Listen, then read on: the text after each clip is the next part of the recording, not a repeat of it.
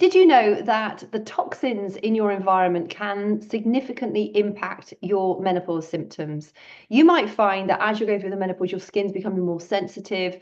What you used to be able to use, you can no longer use. And that's what I'm going to be diving into today in a bit more detail to explain the things that you ought to be keeping an eye out for, and also those things that you can do to reduce your toxic load in the household, on your body, and hopefully improve some of the symptoms that you might be getting. So hey Mena Warriors, welcome to my channel. And Lena, because she watches every single episode and she is so super supportive. So I wanted to say a special hello to you because I know you will be watching. And Lena is also in my private Thrive and Revive group. Listen, if you wanted to dive into toxins in more detail and living a toxin-free life as far as we possibly can do, that's what we're diving into in my private Facebook group this month. It's called the Thrive and Revive Collective. There is a link for it in the description box below.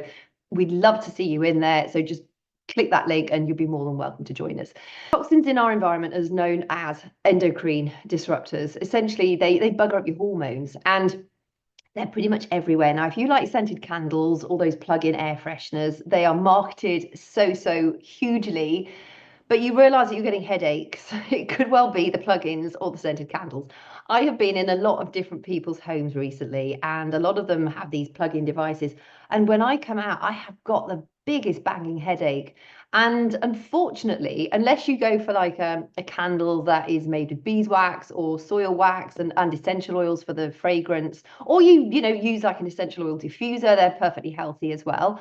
But the plug-in stuff and a lot of the sort of cheaper candles, they are full of toxins. That's why you end up getting these headaches with them. So just be mindful of the candles. I mean, that's the first one I sort of want to jump into, purely because so many of us use them. I used to use them until just a few years back, when then I learned about the fact that they were so toxic for us. Scented candles and the plug-in diffusers contain phthalates and VOCs, which are volatile organic compounds, and they give you the headaches. They can lead to brain fog.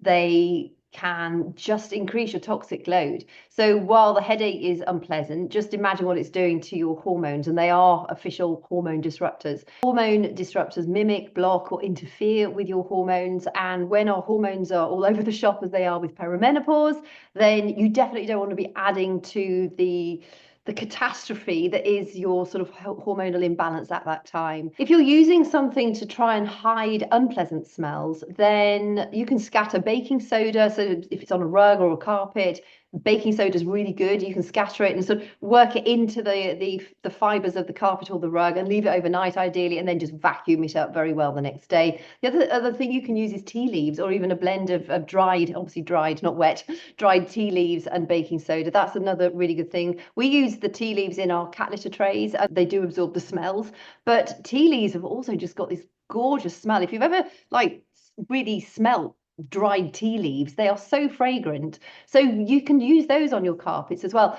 If you get to the stage where it's like pet mess, then it might just be that you actually do have to clean the carpet. But yeah, if it's just sort of a bit stale, and yeah, I mean, carpets hold so much muck, don't they? And we've got like now 2 cats and 3 dogs, and our carpets must be an absolute state. My next big purchase is going to be a really high-tech carpet cleaner that we can use, because the puppy has pretty much ruined ours this last year. So ours definitely need to freshen up. So just mind, you can also add a few essential oils into that baking soda or the tea leaves if you want to, before you put them into your carpet. You don't want to put too many essential oils on it, because of course whatever you put on your carpet is going to go into the carpet. But because it's part and parcel of that baking soda or the tea leaves, technically it shouldn't leave a residue on the carpet. It should come out. It should help to sort of fragrance the carpet, as well as getting rid of those stale odors. But there are times when you actually just need to get that carpet cleaned. And there's a lot of places that now do rug cleaning as well. And I got a huge rug downstairs and had that sent away, and they bin it really fast, so it gets most of the water out, and it smelled so lovely and clean when it got back. So that is also worth considering doing. The next one are BPA and BPS. That's bisphenol A and bisphenol S. Those are what tend to leach out of cheap plastic containers and also plastic water bottles. Particularly if you're microwaving food in plastic containers, that is something I would definitely change. Either start to use, well, ideally glass or ceramic is going to be much healthier for you. When that plastic gets hot, and like if you use cling film or plastic wrap, the same thing happens. So become a bit more vigilant about what you're sticking in the microwave and what you're putting it with. There's so much written about BPAs, and a lot of plastics nowadays are BPA free, but also check the information that comes with your BPA free plastic container, because a lot of them will say do not use in the microwave or do not heat above a certain temperature. And how many of us read the instructions and think, oh, it's a plastic thing, I know how to wash it, it's fine. But in actual fact, if you're heating food in it, it can leach the BPAs and the BPSs into your body more. And again, it's just being aware of what you're using, and maybe, in time, instead of buying a new plastic container, possibly buy a new glass container. It'll certainly last a lot longer in any case, and that's a good way forward. And the next one is conventional cleaning products. So we used to live in Suffolk, which has very, very hard water. And at that time, I would use Viacal to clean the limescale deposits off, because it's pretty much the only thing that did it. And then we moved up to Scotland. We've got nice soft water here.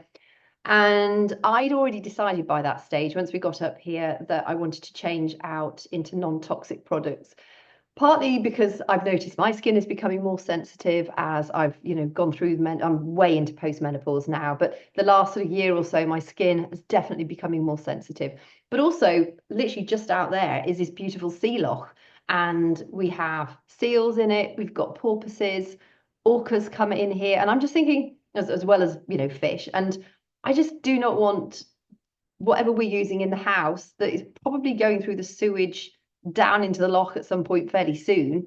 I don't want to be putting that stuff out there. And it's so close to here. And it's a really good reminder to actually clean up my act at home. So I now use a combination of white vinegar and soda crystals. And if I want to make it smell nice, I just add a couple of drops of essential oil into it, and it cleans so effectively. So I found an old tap that I wanted to descale. So back in the olden days, hence me mentioning about Suffolk, I would have used Viacal. Now I'm all non-toxic in the house. I was thinking, okay, well, what shall I use? So I thought, well, I'm just going to use my normal cleaner, which is my combination. I literally, I don't even bother with a fancy bottle. I put it in a bowl. I put some white vinegar in a bowl, and then I stick some soda crystals on top. I don't really measure it out. I just sort of mix it in. I use a cloth, and the soda crystals absorb into the water. It goes all fizzy, or into the vinegar rather, and it goes all fizzy. And then you just wipe it on, and it just like cleans it off. It got the limescale, the really crusty limescale off this tap. Yes, I did have to leave it on for a little while, but I would have had to have done the same with Viacal in any case. And then it washed off beautifully. So we often think that we have to buy the store-bought products for the superpower. And I actually disagree with that. The only thing that I actually don't think you can compare is plug and blocker. If you have to use that, I don't think the natural products are actually strong enough. However, again, on that front, literally, I bought this long picky, it's like a surgeon's, I don't even know what they call it, but it's like a surgeon's grasper thing, and they use it to, it's like a suture grabber thing, but it's long, and it's thin enough nose for me to get down the plug hole. We've got 3 dogs here, which we wash regularly, so obviously plug holes are always, bunging up with dog fur. And so every now and again, I just pop down, grab the fur out, and pop it in the bin. And that works really, really well. If it's ever sort of like a block up with fat from the sink, I'm really careful when I'm washing fatty stuff in any case, and make sure I use hot soapy water. And if that were the case, I would just use like washing up detergent and boiling water probably. But again, if you've got like a blocked sink because of fat deposits, maybe you would need a plug and sink and blocker. I'm not sure. If you've got a remedy that you use that is a non-toxic version for a plug and sink and blocker, I would be absolutely overjoyed if you would share it in the comments, because that is the one thing I've not managed to find yet that works well. I've tried all sorts of different things, and I've not found the one, except for the picky thing that actually removes the deposits physically from the plug. Also with things like your laundry detergent and your final rinse in the washing machine, and even dishwasher cleaning powder. you can make all your own stuff. I've done it here. I'm sharing actually in my group. So you will get access to this if you join our Thrive and Revive collective. I've got, I put a PDF together that's got the recipes for all these things that I've used and that I can prove work really well. I've got the non-toxic identification guide and also a breathing for health ebook, which I'm going to be going into air quality in much more detail next week.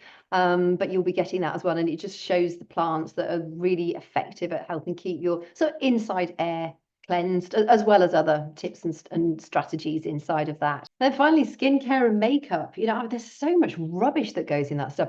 Everything you put on your skin gets absorbed. Our skin absorbs stuff, and I think a lot of people don't realize that. So be really mindful about what's in if you use like a body lotion or a soap or your shampoos, your skin, what you put on your face, your moisturizer, self tanners. I've not found a healthy one of them yet at all.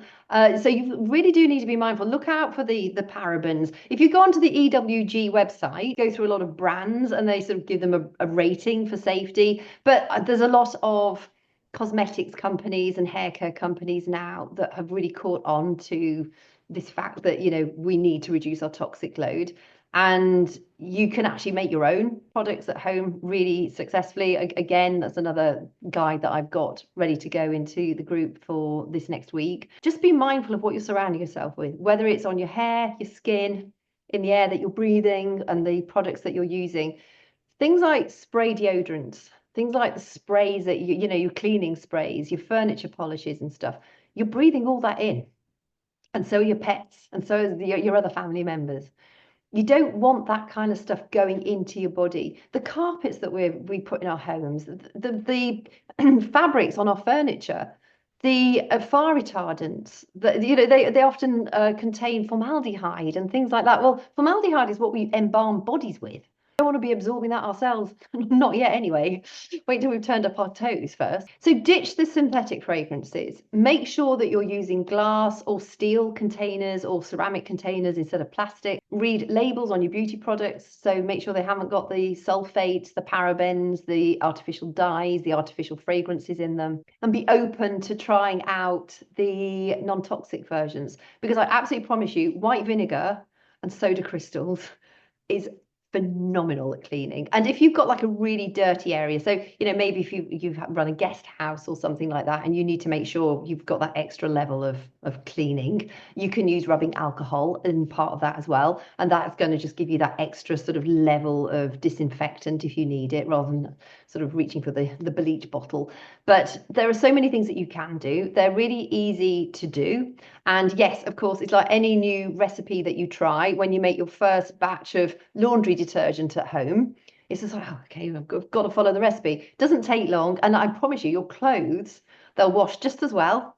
They smell divine and they feel a lot softer as well. So I've become a complete green freak. I don't waste money on the green products out there. I don't think they're all as green as they make out to be. It frustrates me that the healthy green products are more expensive than the crappy ones. It's almost like they're sort of they know there's a need in the market, and so they're sticking their prices right up. And for me, that just frustrates me so much, because we should all be able to afford access to non-toxic products. And of course, they're a company with a profit margin, but they always bang on about their ethics about the planet. Well, what about their ethics about helping humanity live on that planet? I have quite strong views on that. So if you can get good at maybe save your money by, instead of buying the household cleaners, make your own, because it's a lot cheaper. And then the money that you save doing that, and making your own detergents, etc., then you could then contribute a bit more to the more eco-friendly and the more human-friendly products that you might be putting on your skin and your hair. I'd be really interested to hear in the comments what your DIY non-toxic solutions are, because I have mine, but I mean, there's loads of different ones out there. So if you found something that really works well for you, please drop it in the comments box below. I think it's so important that we become so much more aware of protecting our planet, but also protecting ourselves. And as you go through the menopause, what you do not want to be doing is disrupting your hormones even more. So don't dismiss it. We've been brought up in an age where, there's these various spray things that they say will clean your oven in a jiffy and da da da da. In actual fact, they all come with a big cost to our health, and actually, they don't clean any better than the natural products either. That is the irony of it.